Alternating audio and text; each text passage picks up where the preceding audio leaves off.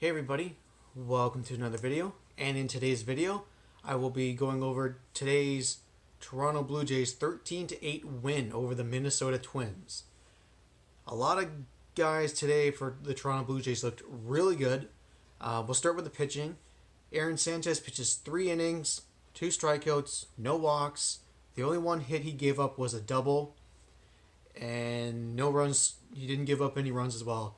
Aaron Sanchez looked like the Aaron Sanchez before he dealt with all the blister injuries last year. He looks really good so far this spring. Visually, from what I've been seeing, there hasn't been like any kind of blister issues that he's been having with his hands, from what I can see. So that's fantastic news for Blue Jay fans.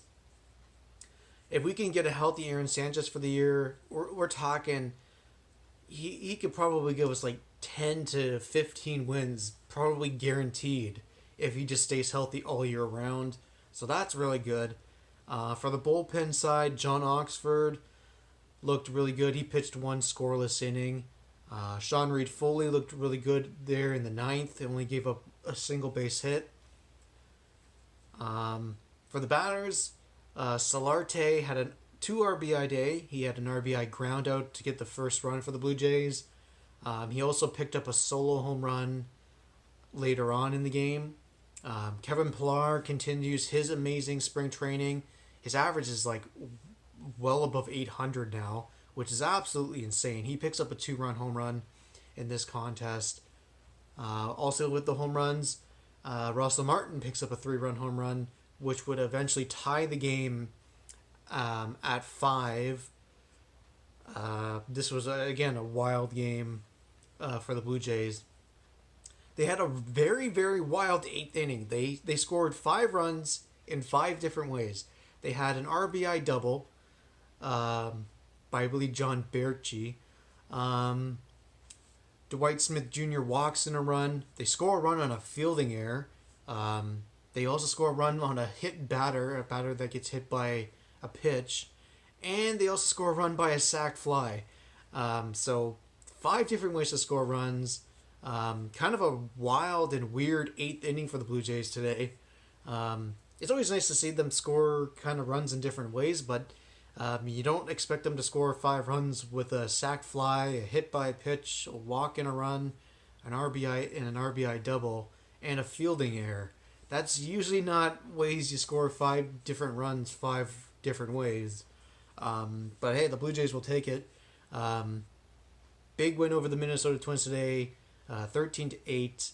The Twins, their runs, all their 3 of the runs that were scored were essentially just like ground outs and like sacrifice flies. I know Featherington for them, I believe that's how you say his name. He had a 3-run home run there in the 5th, I believe. And in that same inning, they also had a 2-run home run as well. So not too bad for the Twins. They pick up some home runs by the long ball. But other than that, I mean, the Blue Jays looked really good today. Sanchez will be key. I mean, we've seen him now in 1 appearance and 1 start. He's looked fantastic. I mean, he's pitched over 4 innings now in spring training. No signs whatsoever of like nagging blister issues on his hand. That's fantastic news.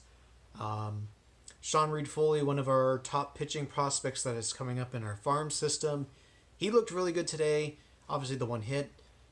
John Oxford, new guy, signed this offseason to a minor league deal. I don't know if he'll make the team. He looked really good today. He pitched 1 scoreless inning. Didn't strike anybody out. Didn't walk anybody. Didn't give up a hit. But I don't see him making the team. Because you have Osuna in the 9th.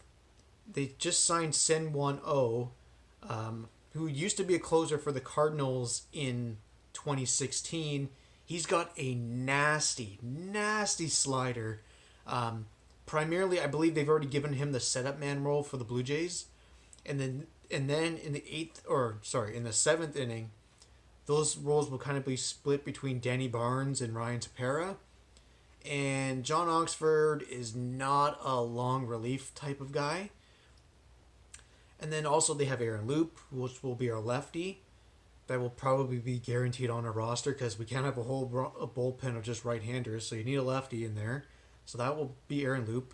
And I think they'll give the extra spot to Breezelo, who they also signed. He's a veteran lefty. Ideally, they would probably like more than just Aaron Loop in the bullpen. So that's why you can see that another roster spot in the bullpen going to Breezelo. I know Tim Mazza, he's been rumored he's a rookie. He might be coming up. Unless Mazza, I know Mazza hasn't had the best spring training so far. So unless Oxford can keep up pitching up these one scoreless innings, that's the only way I see him making this bullpen and the roster for the Blue Jays. But if Tim Mazza starts to pick up his game, I mean, he's had some rough appearances so far in the spring. I just don't see Oxford getting the spot. I think he might start the year in AAA Buffalo for the Blue Jays. But you never know. If relievers don't pan out really quickly or they have a couple bad outings, they could just be, boom, right back down to AAA so quickly, and Oxford might get the first call up for the Blue Jays if he doesn't start the year with the team. Tomorrow's matchup will be big for Blue Jays fans. Marco Estrada makes his first start of the spring. Jamie Garcia will make his first appearance with the team. So on the pitching side, those are two names and two guys that you want to watch out for tomorrow. See how they perform. I'm hoping Marco Estrada pitches like he did last year.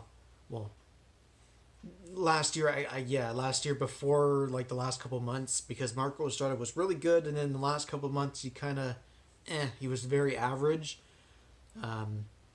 It seemed like he was missing his spots with his bread and butter changeup to get a lot of guys out.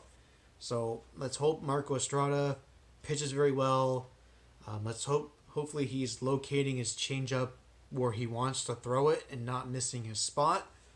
That'll be good for Jays fans and Marco Estrada. I'm really interested to see Jamie Garcia. I haven't seen Jamie Garcia pitch too much over the years. I've heard he's a very good ground ball pitcher. He was ranked 5th best last year in ground ball percentage out of all starting pitchers. Ideally, Marcus Stroman was number 1 at 64%, which is absolutely crazy. Jamie Garcia had, I believe, a 56.1% ground ball percentage, so that's very good. As a number 5th starter, it's not bad having a ground ball type pitcher at the back end of your rotation. That should help, especially the Jays have always usually had a pretty good defense behind them, so that'll be good. That'll basically do it for today's video. Big win by the Blue Jays, 13-8. Let's hopefully they can keep up the offense tomorrow for Marco Estrada and Jamie Garcia when they get their first appearances of the spring. And I thank you all so much for watching, and I'll talk to you all later.